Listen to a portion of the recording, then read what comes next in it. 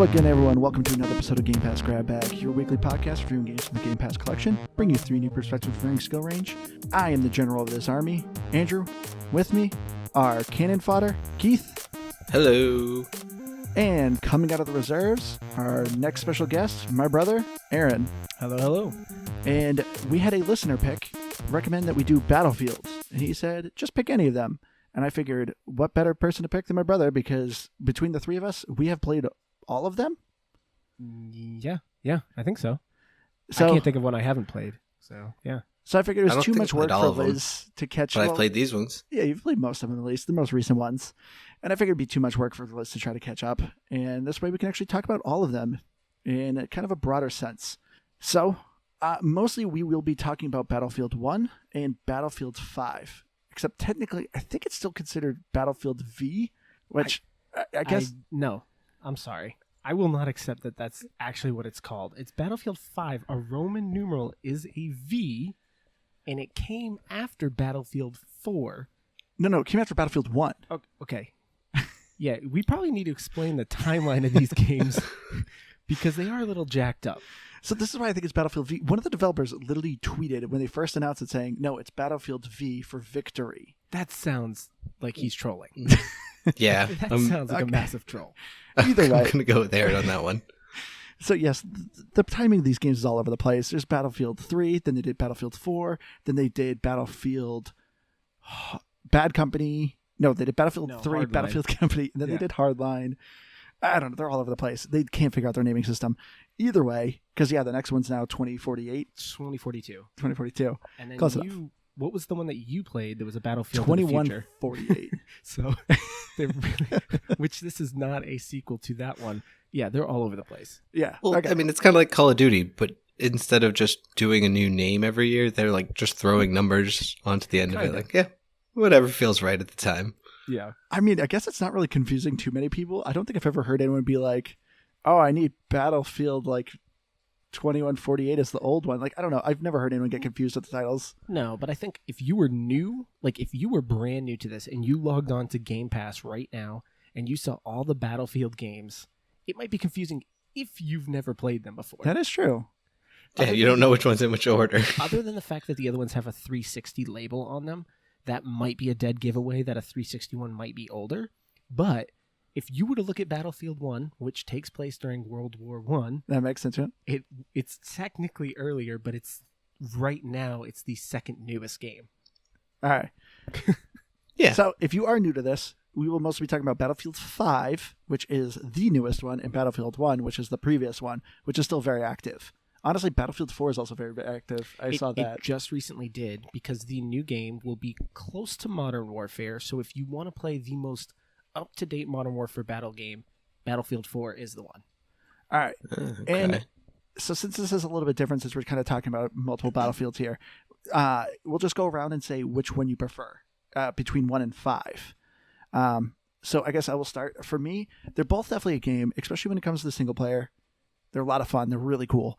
But for me, as far as multiplayer goes, I think I would prefer Battlefield 5. You're not going to say why? Just leave it at that. I mean, we'll get more into it. For me, Battlefield 5, because there's a lot I have issues with between the two. But Battlefield 5, I do like some of the things they implement in it. But I will say I think the gunplay is probably better in 1, but I like 5. 5 is probably my favorite. So as far as the single player, I didn't go through all of the war stories on Battlefield 5, but I did on Battlefield 1, and all of them were pretty much awesome. And even the ones I got through on Battlefield 5 were awesome. But I think I'm going to lean into, just from the way they played out, I think I like the ones in Battlefield 5 better. It just had a better system for ammo, and I liked it more. And I think for the multiplayer, I think Battlefield 5 as well. Mostly because I think in a lot of ways they feel the same to me.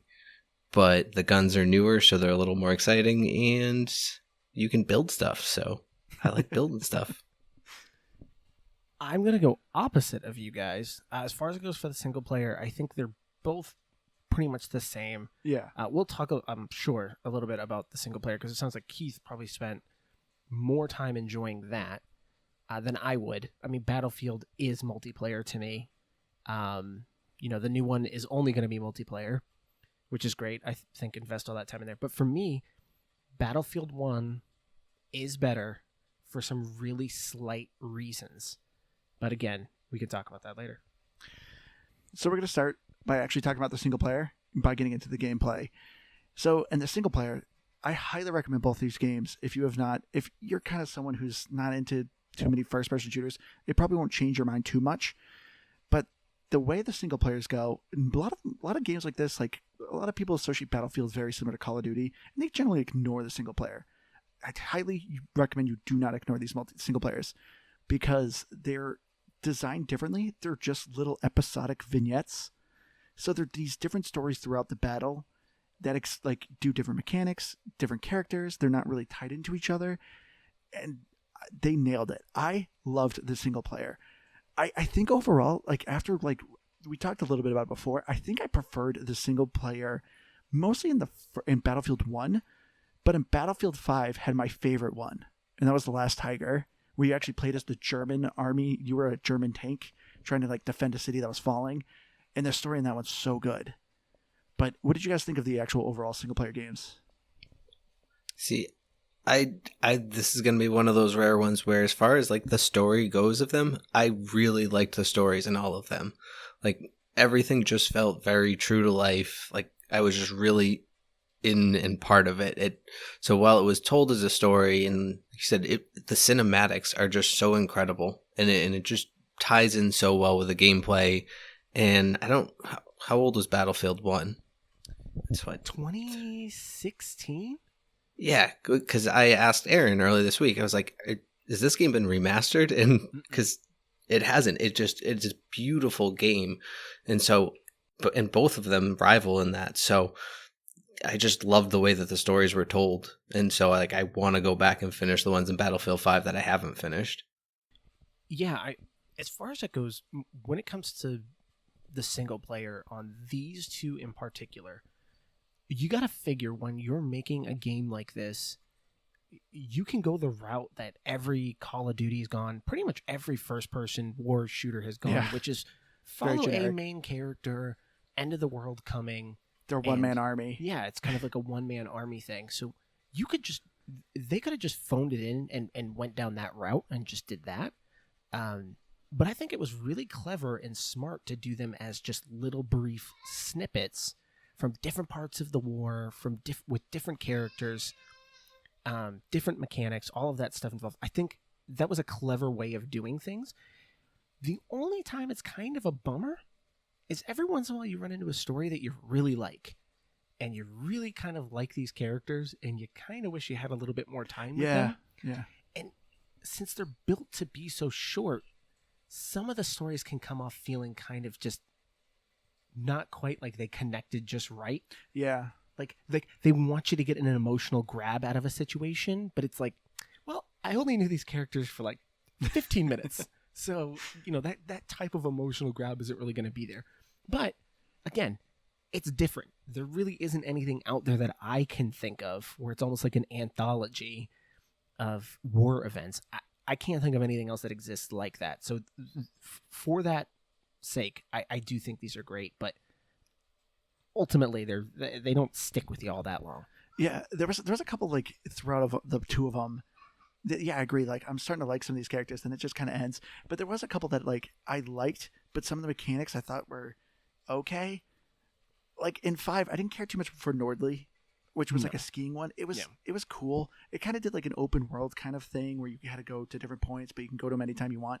But that was one where it felt like a one-man army kind of thing, and it just didn't feel as realistic and didn't feel too emotional and connecting. So I was kind of like, eh. But like with Battlefield 1 I thought had the most interesting. I'd agree. Like as soon as you start, you kind of jump through these characters going through this big battle, and like they're kind of getting picked off one by one, and then like the music is just nailing it, and like the emotion just really quick. And then you have one where you're following like a tank crew. I think the best ones are in 1. I agree. But like I said, if you haven't played, the Battlefield 5 just had The Last Tank. That one I think is the best because it was cool that they actually have a single player game like map where you're actually playing as the Germans. Because anytime you play World War II, you're always killing Germans, and this time you're playing Germans actually fighting the Americans and killing Americans. and it was cool because it actually, like any World War II game, it's always just mindless AI German guy you shoot, but this time it's actually like showed the real human side of the Germans, and it's really impressive. Wow, Andrew, I didn't realize you were a Nazi. Yeah, that's cool. You were so excited to talk about that. It's got real dangerous real quick. I mean, fun fact, did you know the Call of Duty zombie mode? It originally was supposed to be a mini game where you like wake up and you're getting on a gun and you're shooting people, and then it's supposed to be revealed to you that you're German on Normandy Beach shooting American troops. Well, that would have been real bummer. Yeah, that was the original pitch. But then, like, and they actually, like, for the most part, created it. But then they ended up scrapping it, and then, they said they did zombies. I remember hearing that story, and I was like, man. Probably a good call. I'm going to be honest with you. Probably a good call. Yeah, I mean, unless you had context and actually, like, made it more human size. If it's just a mini game of you shooting Americans, like, you got to have context. Yeah. So it's probably a good call. They went with zombies, because now that's, like, one of their biggest selling things in Call of Duty. What I liked about the war stories, though, was like the different biomes of them, essentially. Like, in particular, like the Lawrence of Arabia one and Battlefield 1, I thought was really cool because, I mean, like, I don't know, I just kind of forget that, oh yeah, like when we say this was a world war, it wasn't just like Germany and France and everyone else kind of jumped in. Like, this war was all over the world. So it just, I don't know, it was like a really cool way of telling that, and I don't know, it was almost like a history lesson at the same time. Wow. So you had fun killing and learning. You can't say that every day in a video game, you know? Really can't. You really can't. Today I killed some things and I learned some things. But next thing I want to talk about the big part of this, and that is the multiplayer. So as I said, for me, I thought Battlefield 5's multiplayer is a lot better. So Aaron, you've been playing a lot of Battlefield 1, and I've been jumping back in with you, and I think Battlefield 1 is really good still. But for me, I loved 5. In 1, the biggest thing I hated in 1, in multiplayer, they have these things called behemoths that every once will appear in the map. Whatever team's losing, it tries to balance out the map that you're on and give them a behemoth, whether it's like a war train or a giant blimp. But honestly, the behemoths were just kind of dumb. But I thought the graphics are better in Battlefield 1. But in 5 I love the maps in 5. Yeah, I mean, all right, so first off, there is no such thing as an ugly-looking Battlefield game. Yeah. They are always really good-looking, even if you go back and play something like Battlefield 4 and 3. They both still look good and still hold up today. But Battlefield 1, to me, graphically, I don't think there's a first-person shooter that I think looks better than that. But here's my critical differences. The health and ammo mechanic in Battlefield 5 is atrocious. Oh, see, I think it's so much better. Here's why it sucks. If you are anybody but a medic, you can only really heal if you get a health pack. If you're a medic, you have unlimited health packs. If you are anybody else, you are totally dependent on one of two things happening. Somebody throwing you a medic pack, which, forget that, that's not going to happen. Or you find a spot on the map to pick up health. That sucks. Like, that's I like a the pickup sucky mechanic. No, I like that you can actually build a health station or an ammo station, pick up ammo, because nobody throws you stuff. Hold up. You can't do that just anywhere. There's like 3 locations on the map where you can build a health. No, that's an exaggeration. Okay, it's an exaggeration. Every major point at least has one. On at least Battlefield 1, you can have somebody heal, which will help heal you faster, but you will auto heal. So to me, that mechanic drives me crazy because when I'm playing, if I'm getting just hit a few times, I'm like, okay, well now I got less health going into this next fight. I already used my health pack. Now I got to depend on somebody or go find something out here. I think what they should have done, to me, what would have made the difference, when you kill somebody, they always drop ammo. I think it should have been like a 50-50. When you They do drop ammo, and that's why if you're they playing, don't drop health. No, That's the problem. They should maybe do a 50-50, because if the idea isn't to encourage you to push forward and not camp, you need to be throwing health out there as well. To me, it always ruins the fun factor of Battlefield 5. Battlefield 5 isn't a bad game. It's World War II. There's plenty of guns, plenty of tanks. There's tons of stuff to play with. The behemoths in Battlefield 1, although not my favorite, they're not like game-breaking for me. Not having health all game long is game breaking for me. It's the one thing that takes me out of Battlefield 5 every time. So just play a medic every time. Well, That's that's what the I thing. did. You totally could, and that's fine. But almost all of their guns are SMGs or shotguns. So They do have a couple bolt. They have at least one bolt action. in Battlefield has a lot of maps that are big, wide open battlefields. There are obviously maps that are tighter, and that class fits pretty good with it. But in those bigger maps, I'm now stuck running around with a gun that's not really effective in all these fights just because I'm going to need some health every once in a while. It's just, to me, that mechanic is so bad for these types of games. And it's one of the things that I think really separates Battlefield 1 from Battlefield 5. No, I guess that makes sense. I mean, like I said, yeah, I just played a medic. But here's the thing. So here's where both of them, at least I'm talking on a complete and personal level, I am so bad at Battlefield multiplayer games. And generally, they just infuriate me. This is not shocking to anybody. No. I mean, I'm not good at first-person shooters, period. I mean, that's just partially a fact to begin with. But like Aaron was saying, is because the maps are so spread out and so wide open, there's a lot of sniping. And I don't see snipers, but they see me. So I'm never miss just you. generally cannon fodder. You don't see like a bright glint from their sniper scopes? Oh, I mean, I see it after they shoot at me the first time, usually. Perfect time. You know, and then I try to find them with my SMG because I'm playing as a medic, Yep. and then they found my head region, and I found my dead region. And so this is why 5's your favorite, because you get to build things. Yes. Exactly. I can just hang back at the points, get capture points. And from a leaderboard perspective or a scoreboard, or it just does a scoreboard. So where you get points for capturing, for building. So I always feel like I'm right in the middle of the pack because I'm not out there trying to get killed, so I don't die a lot.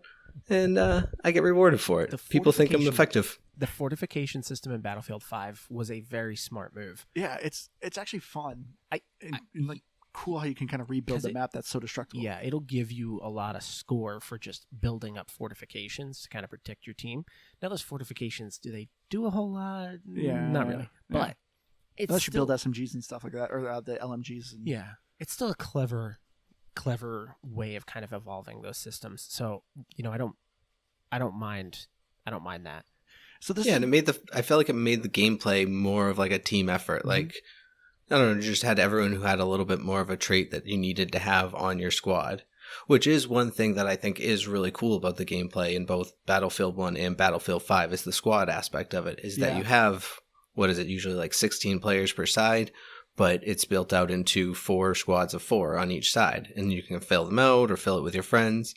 And yeah, like each one kind of takes on a different objective to take on this giant immersive map. See, and this is why Battlefield 5 like I prefer it over 1, because this is another mechanic that they put in 5 that I love. Even if you're not a medic role, which if you're a medic in 1, only they can revive. But in Battlefield 5, no matter what class you are, you can at least revive your squad mates. So it really encourages you to be near your squad and to help your squad out. Your revive time is slower, like it takes longer to pick them back up, but I at least love that they give you that option, because it's not like, oh, we have a squad, someone has to be the medic, or we're all just dead. So I love that, and I love that you can just instantly spawn in your squad mates. So I love the squad aspect to it. And if anyone here is like afraid of playing a multiplayer game for like toxic environments or anything like that, you absolutely will not get it with Battlefield. That's another thing that I generally love about Battlefield multiplayer over Call of Duty. The maps are huge. There's tons of players. You could be like Keith and really bad, but you're at least helping the team. He's building fortifications. He's supplying people. He's doing things that he can do. Maybe every once in a while get in a tank or something and try to help people that way. And like, you can do that. Like, you don't feel like, oh man, I just, I didn't do enough kills. I didn't do enough this. Like, you can still feel like you're participating. Yeah, I think it helps for anybody that doesn't know the Battlefield franchise. One of the unique features of it, what separates it from Call of Duty, is the big battle moments. It's a 32 versus 32. That's kind of its bread and butter. So I think that's what kind of helps in that aspect.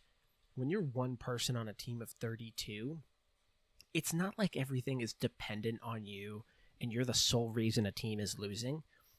It really is kind of a group effort. I think that kind of avoids the toxicity. We're in Call of Duty where it's like either 5v5 or 6v6, you can totally bring your team down if you're not performing, because that shows way more. So Keith nods. you can really kind of hang out in the background on these battles and still have a pretty decent time and not be awful. I did want to add one more thing that I think makes Battlefield 1 better than Battlefield 5. There is one game mode that is way better in Battlefield 1 called Grand Operations. Yeah. It's not that good in Battlefield 5. In Grand Operations, it will kind of take multiple maps and turn them into one giant battle. So, like, you'll be forcing onto somebody's front, you'll be moving through a map, you'll win, and then you move on to the next map. So it kind of takes 3 maps and moves them into one giant fight. Battlefield 1 does a way better job than they do in Battlefield 5. I don't know why they reversed that. It was a beloved game mode. I love it. I mean, they still have it. They still have it. It's just not as good. Yeah. The whole it would take on this larger theme, where in Battlefield 5 it was just like, all right, you're just gonna play this map. In which they're meant to be like realistic battles that happen, Yeah. so it kind of gives you like a lesson on it too. Yeah, again, the learning aspect of it. You learn as you're playing. It's wonderful. You learn as little kids are teabagging your dead corpse. Yeah. You say it like you don't do it too.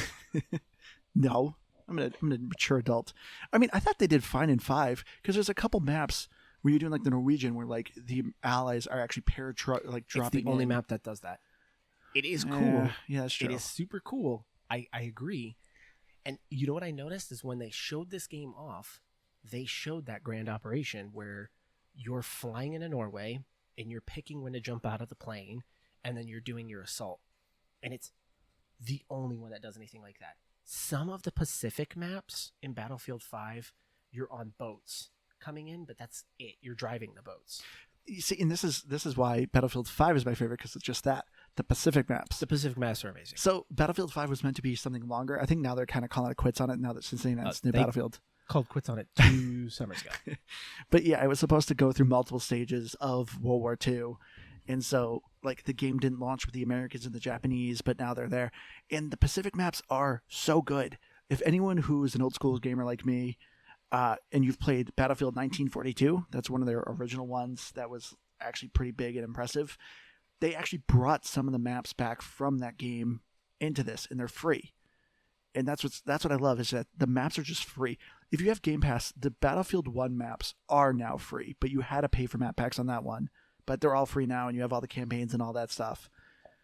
But I think the Battlefield 5 maps are so much more interesting. I love the more destructibility, the town fights.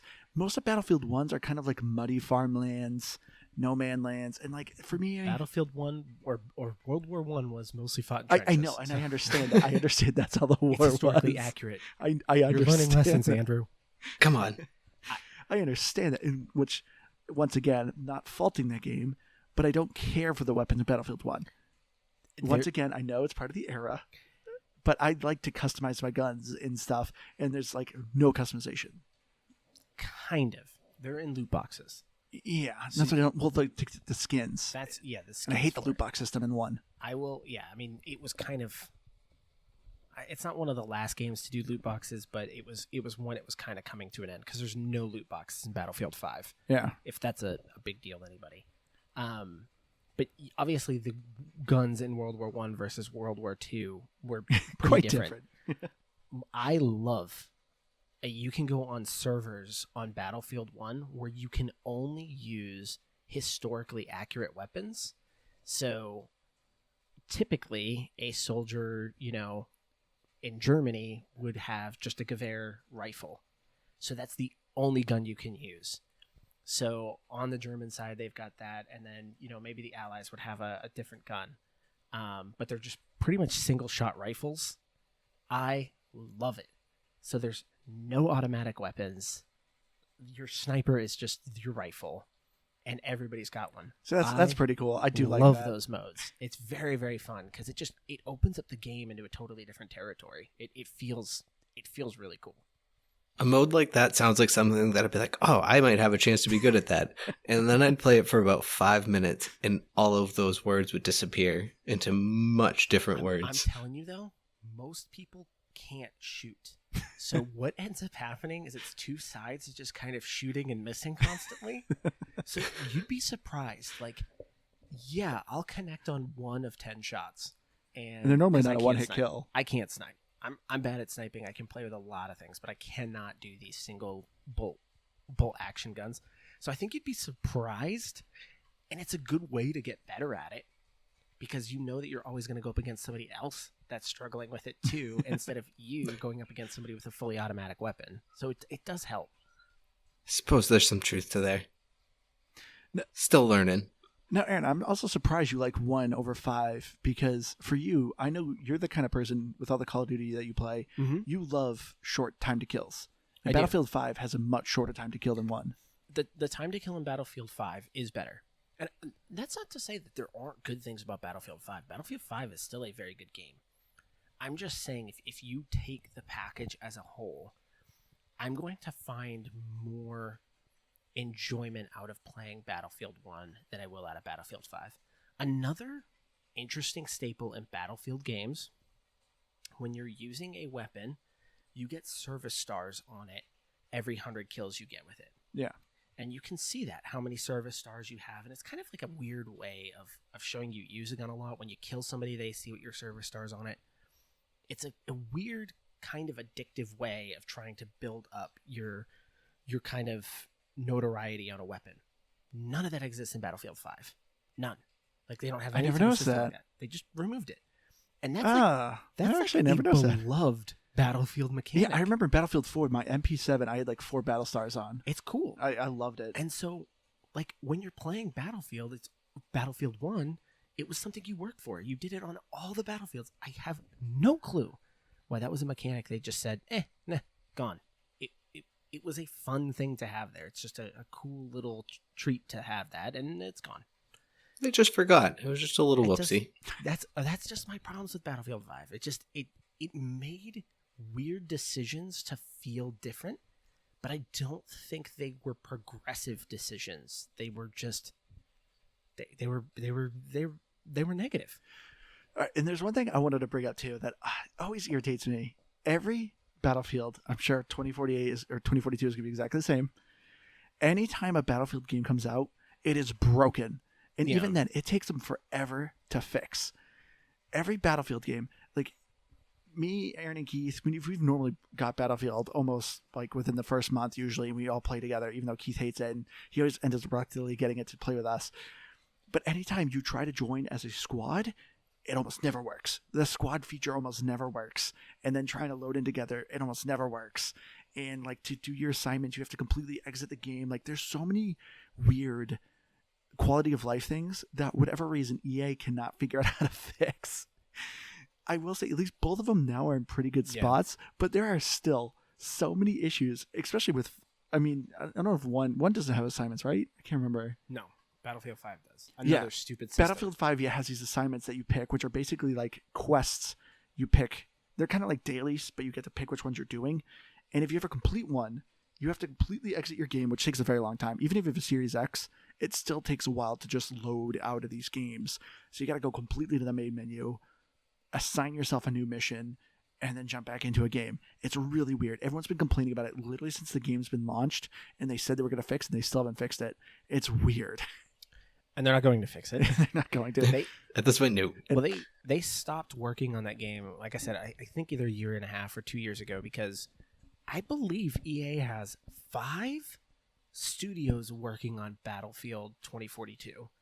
So they have a ton of studios working on this game. So that's why they just stopped working on 5, because eventually they were all moving over to the new one. So hopefully all of that extra work means it'll come out working. But I understand. That's wishful thinking and not likely, because they don't have a track record for it.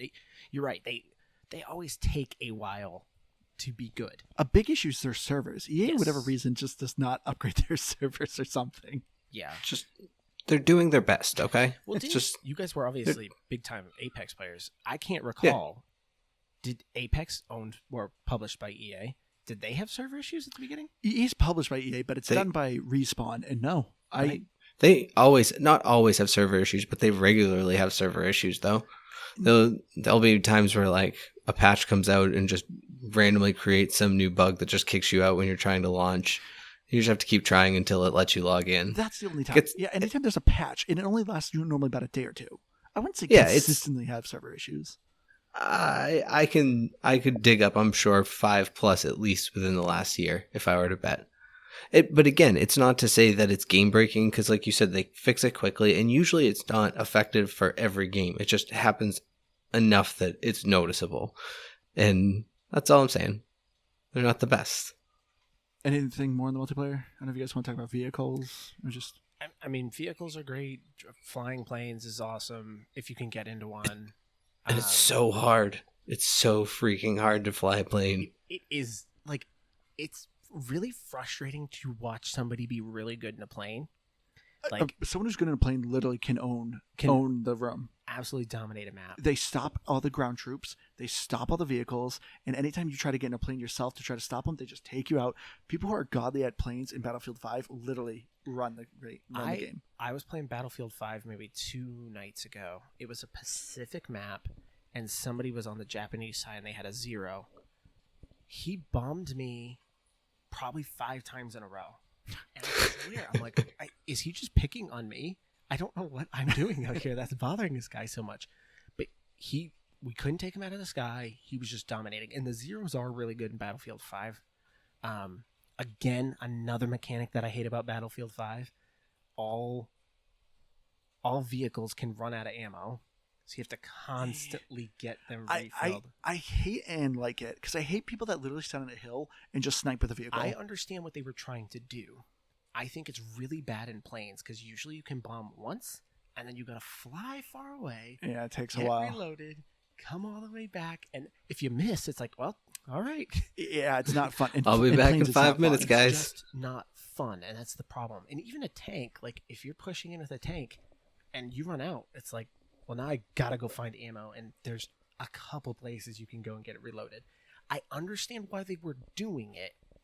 I don't think it necessarily works itself out the way that they probably intended it to. So I think that's a big thing. If you're a person who does not like to deal with vehicles or any of that stuff, you'll probably like Battlefield 1. There are vehicles in Battlefield 1, but they're not as dominating. They're not as devastating, yeah. The planes aren't as devastating. A little bit more clunkier. Yeah, because they're kind of like paper prop planes, so they're not as durable. Yeah, so if you're someone who really more just wants to kind of like just be on the ground shooting, that's great. But my favorite maps, I normally like boots on the ground, no vehicles, just fighting. My favorite maps, which they brought it back, it was in Battlefield 4, which was Metro. They brought it back in Battlefield 5, and it's this train station map, and it's just normally like these 3 main tunnels, and it's just grenades and bullets and just bodies. It is a blast. I love choke point maps. The big open maps, yes, unlike you, Keith, I get sniped by someone, and I'm just like, all right, this is annoying. I don't like this. But when everyone's crammed in a tunnel just hucking grenades at each other, love it. Yeah, it's the old meat grinder ones, and there's always a couple of those types of maps.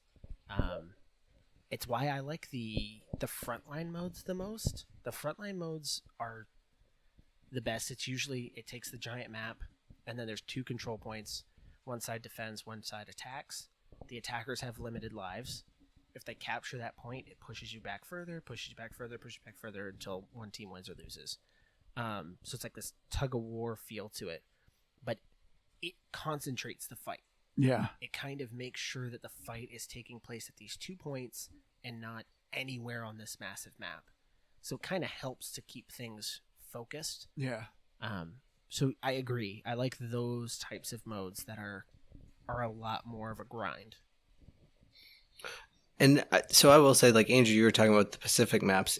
Maybe it happens in more of them and I just never really noticed, but I felt like the Pacific maps in particular had, like, scenarios built into them where, what was it, like one of them, the Americans start with all the bases and the Japanese have to push through and, like, but they start with more lives, I think. Yeah. And so they just have, like, these different scenarios built into them that I thought were a lot more interesting, at least. One of them we were playing, it felt like the other team had about 15 tanks, and we got one twice, I think. Yeah. And yeah, that So was that the map was fun. that people in the planes were literally just taking us out as soon as we spawned. It's like, we got a tank, and it's like, blam. It's like, okay, never mind. But the next thing I want to talk about, I guess, is comparing actually the graphics of the two. So, yeah, as my brother said earlier, there is no such thing as a bad-looking Battlefield. But comparatively, though, did you guys think any of them were particularly better?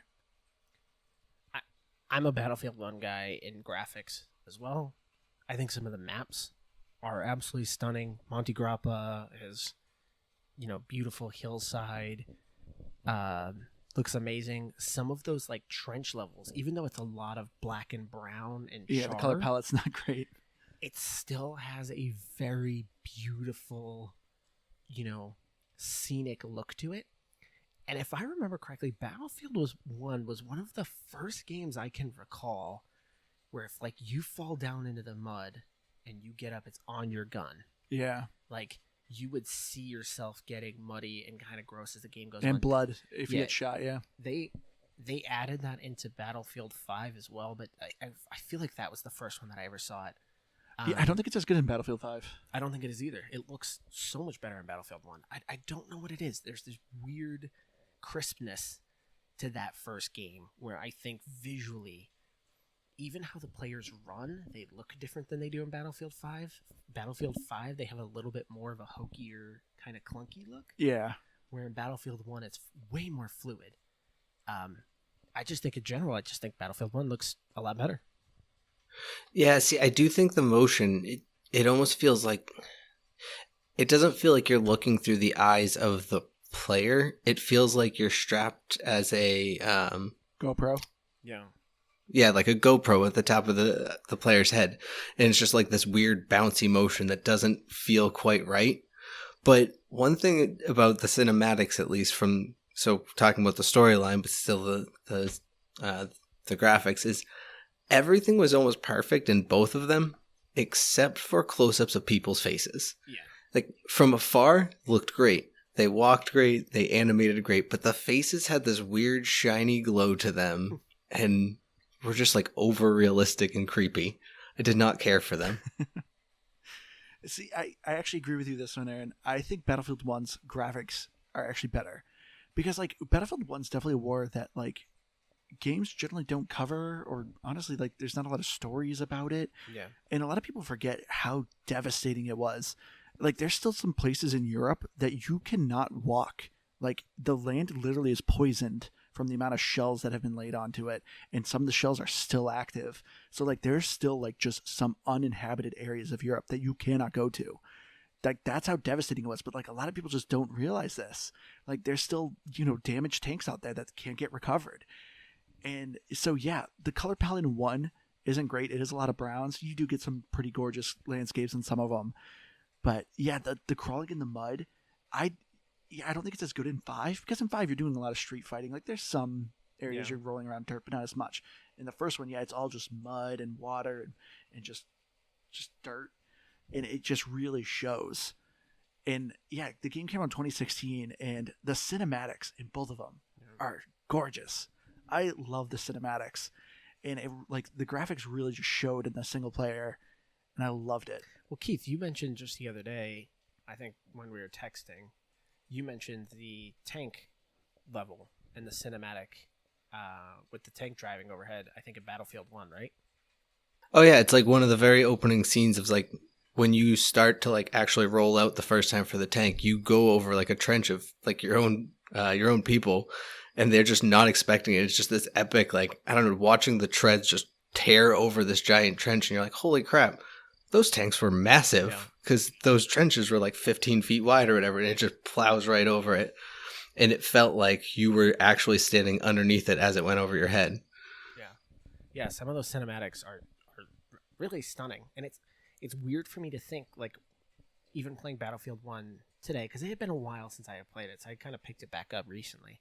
And I'm looking at some of those graphics, and I'm trying to think, can I think of even a game that's come out today, at least as a first-person shooter, that has looked this good? And I honestly can't think of one. Like, none of the Call of Duties are hitting that type of fidelity. Yeah. Like, they're not quite there.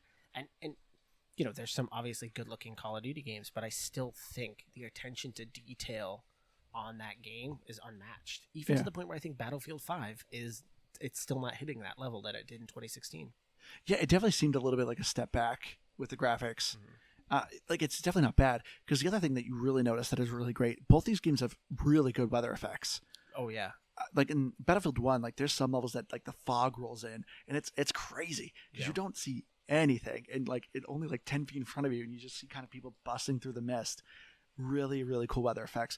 And yeah, in Battlefield 5 in the Pacific maps when the rain's hitting, awesome weather effects. Honestly, even the water looks good. Yeah.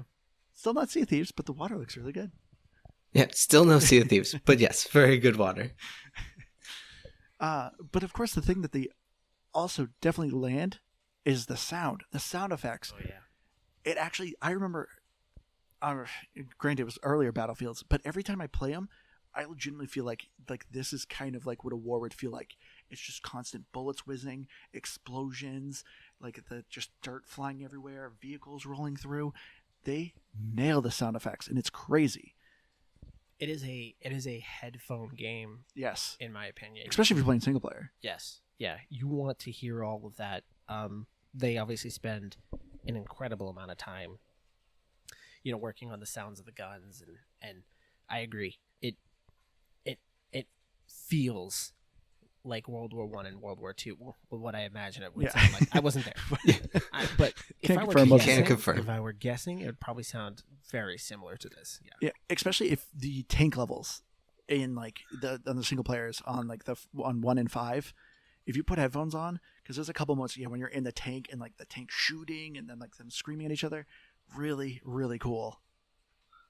Oh yeah, like the sound of them like reloading the tank every time, and just I think like Aaron mentioned is the attention to detail with the guns, but it's not even just the individual battles, it's the outer effects of the game. It's what you're hearing off in the distance that has no bearing on you, and it's the explosions, it's the whistle of, you know, a bomb coming down. It feels immersive, and it feels like you're like playing a movie sometimes.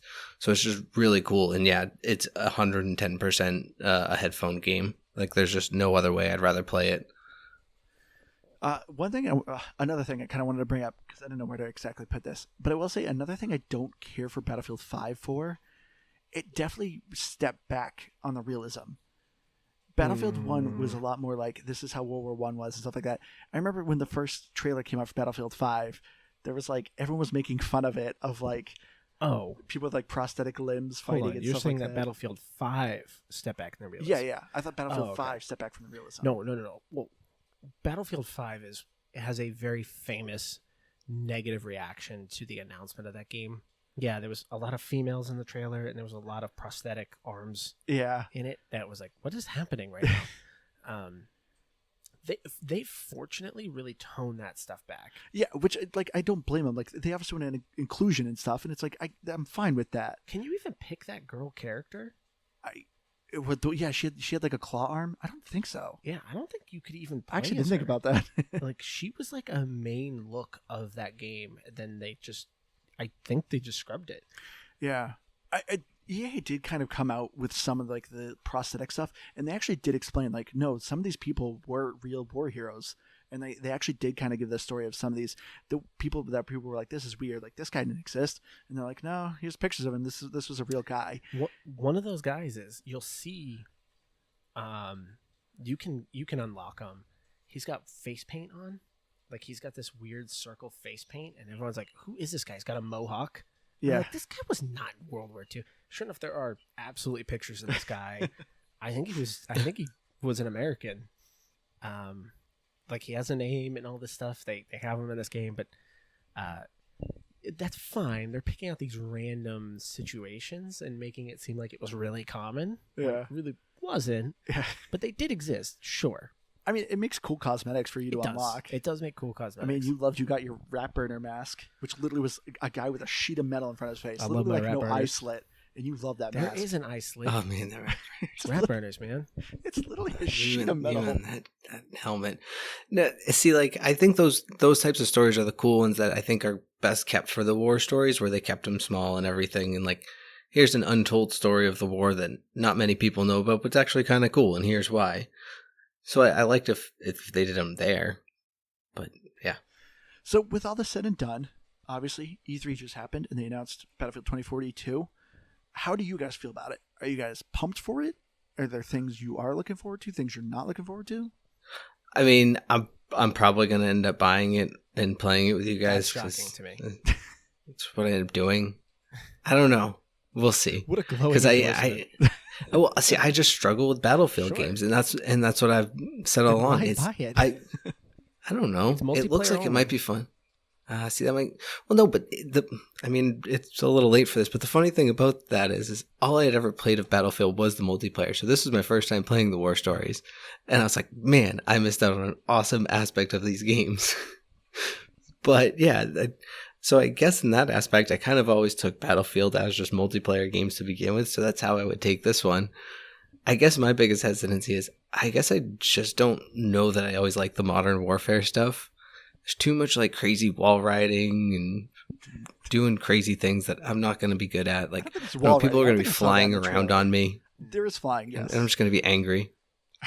So you're going to buy it reluctantly, and you will Maybe. begrudgingly play it and hate it.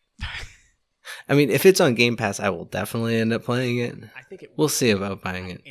It's not gonna come day one Game Pass, but No, I would be imagine surprised it for that. will, after it kind of gets its run. But Although, who knows? Under the window of EA Play, maybe they'll do like a 7-day trial on it or something at the beginning. they could. Possible. So what about you? Obviously, yes, I'm ecstatic for it. I'm ecstatic for it for a bunch of reasons. It's now been a few games before they've out of like kind of the modern warfare feel. I will never say like I have a preference of warfare that I like. I like World War II games. I like modern warfare games. War's rough, man. War's rough. War is brutal. But I love the fact that these, if you've got a Series X, it's going to be for the first time ever 64 versus 64 instead of 32 versus 32. So that's massive. Graphically, this looks like it's going to be hitting some points that I'm going to love. It's making some controversial changes again. Each class can use any gun that they want. That's a big deal, something they've never done before. They're introducing what's basically almost like heroes. Yeah, it's kind of like a hero shooter a little bit. Yeah, so like if you are, and this is a real character's name, Sundance, he has a wingsuit. So he can jump off of a building and use a wingsuit to get around. Or you can be some guy, I don't know, his name's like Maverick or something like that. He's got a grappling gun. And you can now grapple up onto things. So that is going to be a controversial change. I won't care. I'll like it either way. I would think most people nowadays, when you're going and playing these types of games, you're used to playing hero shooters. Yeah. Because that's everything now. That's Overwatch. That's Apex. That's all hero shooter stuff. So, yeah, I'm 100% excited. I'm gonna get it day one, and I'm gonna play the crap out of it. Yeah, overall, I'm really excited too. I was a huge fan of Battlefield 4 and the Battlefield Bad Companies. Like, I do like Modern Warfare games. Because also, too, normally these ones have had really big destructibility. I remember Battlefield 4, they had a thing called Levolution where, like, you could blow up a thing and it literally alters, like, the entire map. And it kind of looks like they're bringing that back. They're adding, like, these cool weather effects of, like, a tornado ripping through or sandstorms. So I think they're really upping the destructibility again, which that's always my favorite. I love being in a building and literally, like, seeing the walls getting torn as someone's trying to shoot at me. I love, the different traversal things. I love the vehicles. I love the tools I have. Like, that kid who's destroying me in a jet. Well, this time I finally have an anti-air missile launcher. I can keep spamming at him and eventually knock him out of the air. So I love just kind of the tools I can get in Modern Warfare. For me, when this game was first announced, I will say I was slightly disappointed because as my brother said, I played Battlefield 2148 or whatever, which was like a futuristic warfare. The only reason I loved that game, there was a game mode called like Titans, and each team had like a spaceship, and it had a shield, and you literally had to knock the shield down, and then you got on like an APC and did like these drop pods onto the ship, and then you had to fight in the ship to blow it up. It was a fun game mode, and I was hoping this game would bring it back, but it doesn't look like it because it's still kind of like a Modern Warfare, just slightly in the future. I'm curious how the single player will be since it's going Modern Warfare. We're talking about how much we love the single player in these two games. I'm afraid they're going to go kind of Call of Duty with it and do like another one-man army. And oh wait, no, they didn't. Yeah, Aaron already said like multiple times this is multiplayer only. That doesn't remind me. That makes me sad. It doesn't make me sad at all because this, to me, what Battlefield is doing is they're acknowledging the fact that it's always been about multiplayer, and for the most part, Call of Duty's been doing the same thing where they've scaled back in some of their games if it has a single player. And then recently they had one that didn't have a single player at all. So, which a lot of people got mad about. So long as this game has a lot of maps and a lot of content, that's all I care about. That's all I want to do anyway. So you're okay $60? 100%. Because I'll play it enough to justify my $60. I'll play enough within that first month to justify that $60. So, yeah, I absolutely have no issues with that. See, it kind of makes me sad. I love those vignettes. And it was a good idea. It was a good idea, but it's not. I just don't think it's necessary in 2021. Like, it's a multiplayer game. That's what it is. Yeah, and I think like Andrew, what you were starting to even say is, I don't know, they'd just be making up stories that haven't been told, and then it just feels a little boring. Where at least they could pull from some actual history on World War I and World War II. They could make them feel real and make them mean something, but I think it would just come up as like a throwaway in today's day and age. We played how many hours of Overwatch, which never had a single player, and we would have gladly paid $60 for that game. We would have gladly paid $100 for that game if we knew how much we were going to love it and play it. Yeah, that's true. So I just don't think it's necessary. And I think for some people, single player experiences are what they want, and there are a ton of first-person shooter single-player games. Like, you can go find them. Battlefield is known for massive battles. It's the only in Battlefield moments. This just, to me, made sense, and this was a long time coming. Those vignettes seemed like a sign of, okay, they don't really want to invest a ton of time into this. Just, it's clever. It's a good way of doing it, but it's not investing a large story. I'd slightly disagree because some of the Battlefield games stories were good. When they did Battlefield Bad Company, okay, that was like a fun story, and I actually Bad really Company liked it. is an exception. Bad Company is an exception. Bad Company, it was all about characters. Yeah. It was like they were like goofy kind of, weren't they? A little less serious. It was basically 4 guys going AWOL trying to steal gold. Yeah. Okay. But I mean, it is an exception, but it's still, it was still good. Yeah, I won't disagree. So I do agree, and I wouldn't feel bad spending $60. I'm not like that because I agree with you. I definitely am going to spend a lot of time on this game. 100%. Well, I'll see how much fun you guys are having. One quick question: did we I know we talked about the sound? Did we really talk about music? I mean, the music. We probably all agree. 100%. I was gonna say, I think we all pretty much agree that it's. Go check out these soundtracks if you have not heard them. Especially again, Battlefield 1. Battlefield 1 had a lot of large choirs. Yeah.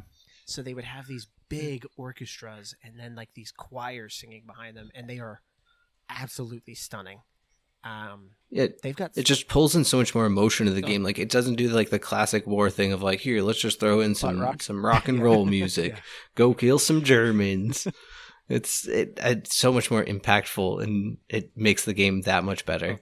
The music is so good. Yeah. Every once in a while, I'll be in a menu on Battlefield 1, and I'll be blown away at how good that music is. Oh yeah, brings a tear to your eye every time. It kind of does. I get emotional. I choke up. But as far as achievements go, I do not recommend this game for achievement hunters, but it's also not awful. You get a lot of achievements from the vignettes, but the vignettes have a lot of collectibles, just going around collecting like intel or dog tags or just various stuff. And it's fine. You can get quite a bit of gamer score from it. But there is a decent amount of like multiplayer ones as well. But yeah, it's definitely not a achievement hunter game, so definitely don't play this game for achievements. But getting to our final thoughts, Keith, why don't you start? Why don't you? I guess it's kind of hard to give a score. I'm really in a weird place when it comes to Battlefield games because there's nothing bad to say about them. I know we talked like about day one, they are kind of broken. It takes them a while to get things up and running, but there's just nothing bad about them. Top to bottom, they create a quality product. I am just so bad at it that it makes me not want to play it. So if you're like me, if you're not very good at these, but you want to play them, find some friends to play with, squad up, and then it's fun. Because at least, I don't know, you can laugh amongst each other as you're getting your heads sniped off from God knows where for the 15th time. So it's a lot of fun. And then if you're also like me and you probably skipped over the war stories originally, go back and play them. They're incredible. So while it's kind of a weird pass for me, this game is nothing less than an 85 as like a reasonable score still. So I'm going to give it that. But also go play it probably because it is really good. Yeah, so for myself, not even for the vignettes, just for the multiplayer, these are 100% worth it. There is nothing like Battlefield currently on the market. There just isn't. Like, you can go play, you can go play Halo, you can go play Call of Duty, and those are all great, but those are not Battlefield. Battlefield, that unique 32 versus 32, there's nothing like it. The closest I can think of is maybe like Battlefront, those Star Wars games. Yeah, which is kind of developed by the same people. It's the closest to it, but I wouldn't even say that they really fall into the same type of category. So there's just nothing like them. If you at all care about first-person shooters at all, even if you're playing by yourself, I play by myself all the time, but I don't have a whole lot of friends that still play Battlefield games. So I play them and I love them. So I highly recommend it. Do we give scores here? Yeah, out of 100. If I'm giving a score for any of the last two Battlefields, I stick it in the 90s. It's like a 91.74. Oh, nice. I'm very analytical about it. I've broken that down.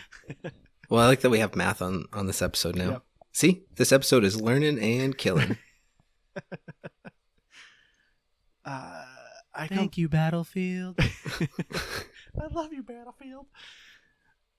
But as far as my score goes, for the Battlefield games, yeah, definitely check them out. Especially now since they're in a lot better of a state. As I said kind of earlier, like they can be kind of janky when they first come out, but these are obviously a lot more stable and they look a lot better. I actually agree with Keith. I would probably give them about an 85. Yeah, playing single, I don't think I've ever really played the Battlefield games by myself. Because for me, the fun is always teaming up with my friends. Because even though you can have a squad of 4, since it is 32 versus 32, like you can have all your friends playing with you. You guys are just in different squads. And it is just a lot of fun actually communicating with your teammate, your actual friends, and going through different points, supporting each other. Love it. Really good. And the single player stories are really good. They're so much fun. Yeah, it's just for me, I'm not a huge fan of playing it by myself. So I actually agree with Keith. I give it a war-torn 85. A what? A war-25? War-torn. I don't get that. You didn't like that one? Okay, fine. Yeah, 85. that sucked. But I think that's going to do it for us this week. Thank you, Aaron, so much for joining us. If you enjoyed him, he also does a podcast, which I was on an episode not too long ago. Aaron, tell us about your podcast. Yeah, so the podcast is Real Movie Talk Podcast. So I am a co-host on that one. We just talk movies.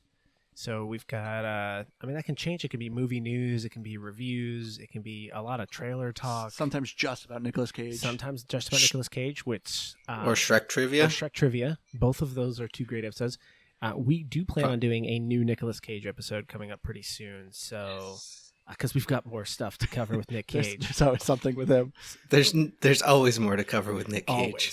Always. That's why he's a national treasure. So we've got new episodes every Friday. So if you do like movies at all, go ahead and check us out. Honestly, if you don't like movies, they're pretty entertaining. I'm not a huge movie person, and I find them quite enjoyable. The Nicolas Cage episodes are really funny. Or the Shrek episode. Yeah, the Shrek one. The Shrek one was also great. I feel like you needed to... I thought it was too short, though. I know. We needed more of the Shrek stuff. It was actually pretty good. Yeah. But I've been your hardcore gamer host, Andrew. You can find me at Xbox Live at Firebird01952. If you want to write us an email, check us out GamePassGrabBag@gmail.com. We're also on Facebook, where I'll put the scores up as well. Keith, do you have an outro for us this week? I've been Keith, and I've been part of this podcast as always. Okay. See ya. All right, everyone. You all have a good night. We'll see you again next week. Bye. Bye.